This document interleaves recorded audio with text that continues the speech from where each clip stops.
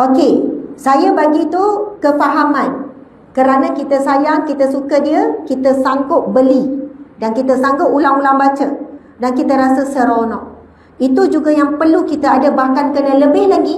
Walaupun kita dengar berulang kali kisah Nabi, jangan ada rasa jemu. Dan walaupun kita beli buku tu kita kata mungkin tak baca, kita beli dengan niat insya-Allah kita nak baca. Kalau kita tak mampu baca, ada zuriat keturunan kita yang akan baca. Jadi tak ada kerugian sedikit pun beli kitab ataupun beli buku. Kita nak beli handbag tak ada fikir-fikir panjang, ada duit beli kasut, baju dan sebagainya. Nak makan sekali belanja anak-anak ratus-ratus, kita tak berkira. Tapi bila nak beli kitab 60, mahalnya kitab ni 60. Macam ni je pun 60. Kita mula ada persoalan bila kitab. Lepas tu mula timbul, saya takut membazir je sebab saya kadang tak baca, mata pun tak pergi nampak. Tiba timbul membazir pula. Pergi belanja makan sedap-sedap, tak timbul. Yang penting untuk family. Beli handbag mahal-mahal, tak timbul. Beli baju, beli kasut, melancong sana sini, tak timbul mahal, tak timbul membazir. Sebenarnya beli kitab, beli buku, ia jadi wakaf. Kalau kita tak baca, insya-Allah ada zuriat keturunan kita yang baca. Jadi bila beli, niat untuk diri kita dan untuk zuriat keturunan. Jadi alhamdulillah, yang ini akan dibukukan. Dia maksudnya tak tebal sangat dan dia sangat simple. Dia bukan pergi deep sangat, lebih kepada jalur sejarah dan dicerita sikit saja fakta-fakta yang ni. Nanti kalau terbit jalur kehidupan Nabi ni, terbitan daripada kami. Tapi ni diorang baru print pada saya untuk saya semak. Sebelum ni saya dah semak, kemudian ada diorang kena betulkan lagi. Dan seperti tahun lalu tadi, contohnya, kita akan baca tentang perjalanan hidup umur 40 tahun Nabi sampai 53. Tapi saya nak baca contoh tajuk dalam buku ini. Dia bermula daripada salasilah keturunan Nabi Muhammad SAW. Kita dah tahu salasilah Nabi kita berhubung direct dengan Nabi Ismail, kemudian Nabi Ibrahim alaihi salam. Baiklah. Kemudian bab yang kedua, perjalanan hidup baginda daripada bab kosong dalam perut sampai umur 40 tahun. Ayah dan ibu Rasulullah SAW. Dia akan ceritakan sedikit tentang Abdullah bin Abdul Muttalib dan Aminah binti Wahab. Kelahiran insan termulia. Apa peristiwa berlaku ketika kelahiran Nabi? Kemudian Halimatus Sa'diyah, ibu susuan yang diberkati. Kemudian anak-anak kecil sangka Nabi Muhammad telah dibunuh. Sebab anak Halimatus Sa'diyah, mereka melihat di depan mata saat Nabi dibelah dada. Malaikat membelah dada Nabi. Itu riwayat yang sahih. Lalu mereka bertempik-tempik pergi ke Halimatus Sa'diyah bagi tahu Muhammad dibunuh. Kemudian Halimatus Sa'diyah pergi dan dapati Nabi Muhammad sejahtera, baik saja. Jadi peristiwa itu diceritakan sebenarnya Nabi dibelah dada 2 kali kan? Dibuang kekotoran dan Nabi tidak ada kekotoran pun. Sebenarnya dibelah untuk dimasukkan hikmah, kebijaksanaan, kan? Wahyu Allah dan sebagainya. Okey. Seterusnya Rasulullah SAW dipelihara selepas kewafatan ibunya. Siapa yang pelihara? Rasulullah mengembala kambing ketika kecil. Perang pertama yang baginda terlibat iaitu perang Fijar. Kemudian Nabi SAW menjadi usahawan berjaya. Sebelum Nabi SAW menjadi usahawan di bawah Sayyidatina Khadijah, baginda Nabi telah pun survive sendiri sebagai usahawan yang berjaya. Sehingga kan Nabi kita glamour, dikenali sebagai businessman yang berjaya. Lalu dia dicadangkan kepada Sayyidatina Khadijah untuk melantik Nabi sebagai ketua kabilah, ketua kumpulan perniagaan yang delegasi perniagaan ke luar negara ke Syam. Delegasi ekspor. Kita mesti kalau kita ada bisnes, kalau sekadar untuk dalam negeri, kita mungkin hantar orang biasa.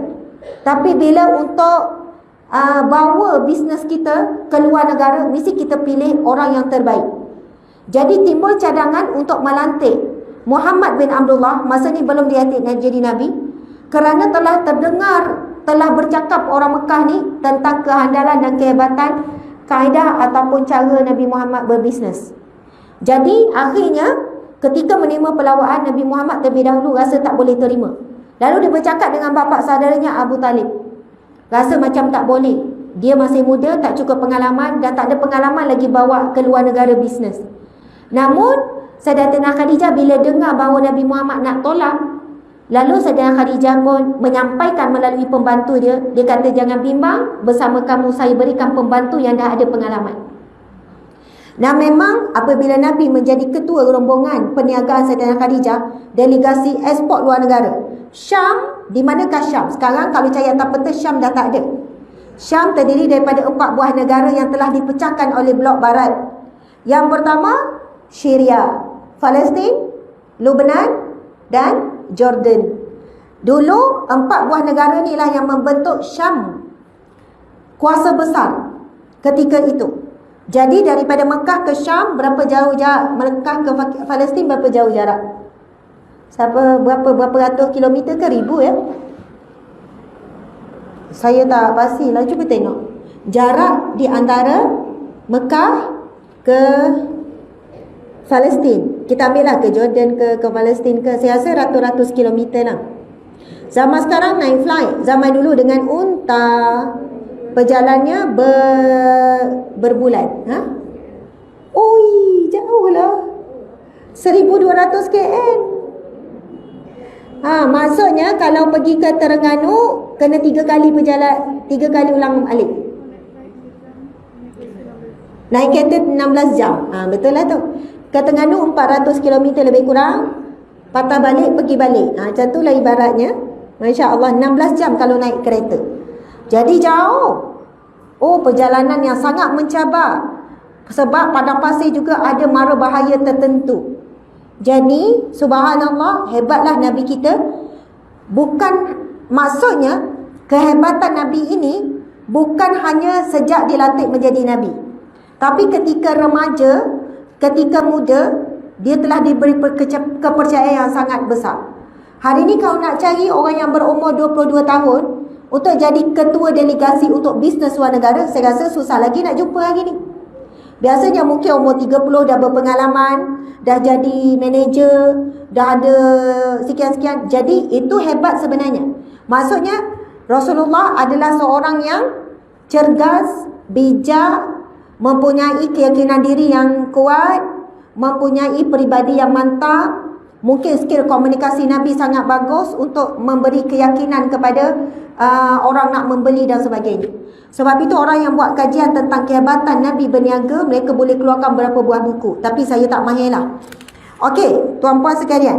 Kemudian pernikahan Nabi SAW dengan Sayyidatina Khadijah, dan Nabi diberi gelaran Al-Amin, iaitu berdasarkan sebuah kisah Kaabah rosak akibat banjir. Masya Allah. Okey. Bab yang ketiga, perjalanan hidup umur 40 hingga 53 tahun. Okey, yang ini saya nak kita ada baca beberapa perkara, masya-Allah. Saya ada gambar-gambar ni masya-Allah. Alhamdulillah. Okey. Dia ada hadis yang panjang dan ini merupakan hadis riwayat Bukhari.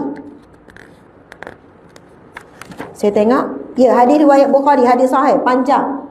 Nampak kan, kecil tapi panjang. Nak baca pun ni kan. Okey, saya tak baca matan hadis, terus baca terjemahan. Ini adalah peristiwa yang berkaitan dengan bila Nabi SAW dilantik menjadi Nabi. Biasa kita dengar cerita, kan, ustaz-ustazah akan cerita. Tapi hari ini kita akan telusuri sejarah ini berdasarkan hadis yang riwayat Bukhari, hadis yang sahih. Okey. Daripada Sayyidatina Aisyah radhiyallahu anha, beliau menceritakan. Yang bercerita siapa? Isteri Nabi, Sayyidatina Aisyah. Wahyu pertama yang turun kepada Rasulullah sallallahu alaihi wasallam adalah mimpi yang benar yang diperlihatkan di dalam tidur. Baginda melihat seperti adanya cahaya di waktu subuh. Ini adalah bentuk wahyu yang pertama Nabi terima, iaitu turun kepada Rasulullah adalah mimpi yang benar yang diperlihatkan di dalam tidur. Baginda melihat seperti adanya cahaya di waktu subuh. Baginda pernah datang ke Gua Hira, lalu baginda bersendiri untuk beribadah beberapa malam. Baginda juga mempersiapkan bekalan untuk perkara tersebut. Kemudian baginda pulang menemui Khadijah dan persiapkan bekal untuk baginda sehinggalah datang perkara yang tidak disangka-sangka di Gua Hira. Malaikat datang kepadanya lalu berkata, "Iqra, bacalah." Maka Nabi SAW berkata kepada malaikat, aku tidak boleh membaca. Lantas dia Jibril alaihi salam memegang dan memeluk aku sehingga merasa sesak. Lalu dia melepaskan. Nabi SAW berkata, aku tidak boleh membaca. Ulang lagi kali kedua. Lantas dia memegang dan memeluk aku erat kali kedua sehingga aku merasa sesak. Lalu dia berkata, bacalah. Nabi SAW berkata, untuk kali ketiga, aku tidak boleh membaca. Lalu dia memegang dan memeluk aku erat buat kali ketiga. Kemudian dia melepaskan aku. Maka Nabi SAW membaca, Iqra bismi rabbikal ladzi khalaq, sehingga sampai kepada ayat Allamal insana ma lam ya'lam, yang mengajarkan manusia tentang apa yang manusia tidak tahu. Kemudian baginda pulang dalam keadaan resah yang teramat, sehingga baginda masuk menemui Khadijah. Lalu berkata kepada Khadijah, selimutkanlah aku, sehingga hilang keresahan baginda. Lalu baginda SAW berkata kepada Khadijah, wahai Khadijah, apa yang sudah terjadi kepadaku? Lantas baginda menceritakan apa yang berlaku. Baginda berkata, aku takut akan diriku kalau terjadi apa-apa.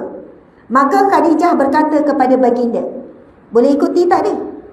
Boleh follow kan? Walaupun saya baca.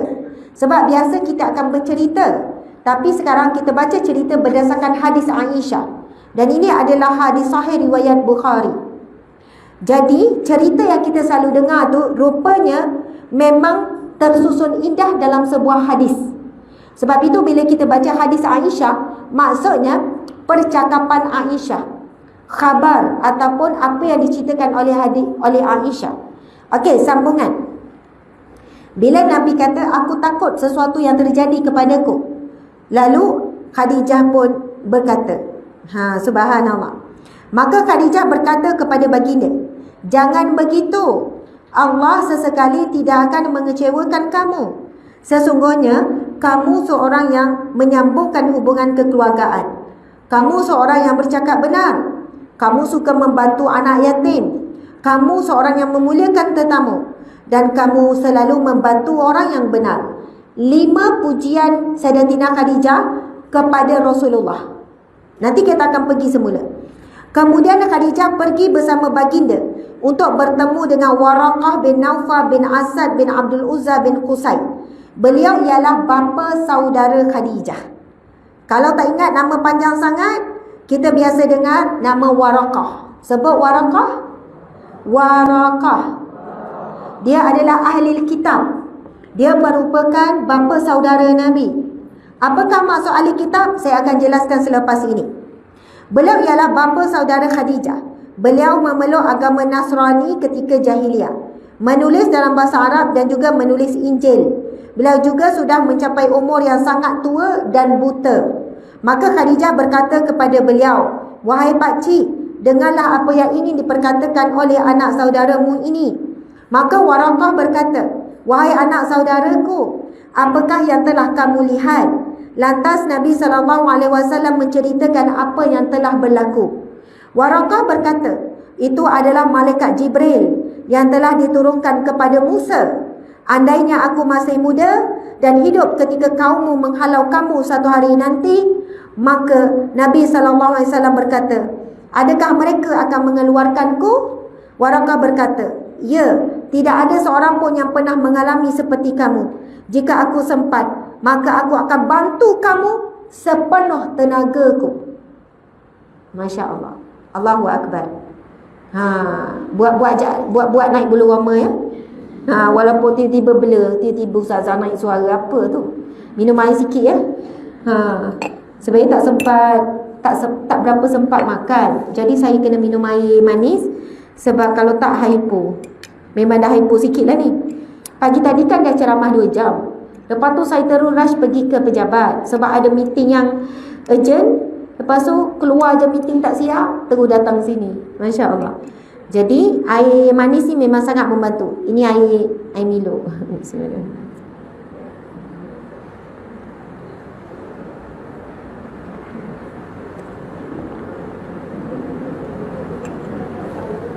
Ada lebih kurang hampir 3,000 yang sedang menonton.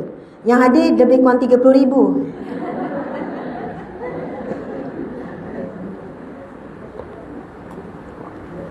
Ada yang ngantuk-ngantuk ya, penat ya. Mungkin Qiyamul Lail ni tak berhenti ya. Masya Allah. Kalau rasa ngantuk-ngantuk tak larat tu, boleh je bangun ambil udara, pergi basuh. Sebab memang sebenarnya sirah Nabi ni, kita memang bila dengar, tahu-tahu ustazah dah hilang daripada pandangan mata. Mula nampak lagi ustazah, lepas tu ustazah dah dua. Kenapa ustazah dua? Lepas tu dah langsung hilang dah ustazahnya. Tahu-tahu wabillahi taufiq wal hidayah. Masa tu dia memang cepatlah sedar, dah tahu hilang ngantuk. Itulah orang kata apa ni, ayat keramat yang dinanti-nantikan ya. Wabillahi taufiq wal hidayah. Jarang mengantuk time makan, nanti kita takkan jumpa orang tersesengguk masa makan kuih tu. Masa kuliah sirah, dia memang dia akan berat sikit. Sebab dia fakta. Kalau ceramah umum, kita bolehlah selit begitu begini kan. Tapi kena selit macam ni jugalah. Dan tak ada masalah pun, kita boleh selit. Tapi ini, kita sedang baca hadis. Adab bila kita baca hadis sebenarnya, kita kena baca daripada awal sampai akhir, tanpa kita berhenti-berhenti selit-selit. Namun, kalau selit pun bukanlah kata berdosa ataupun tidak beradab.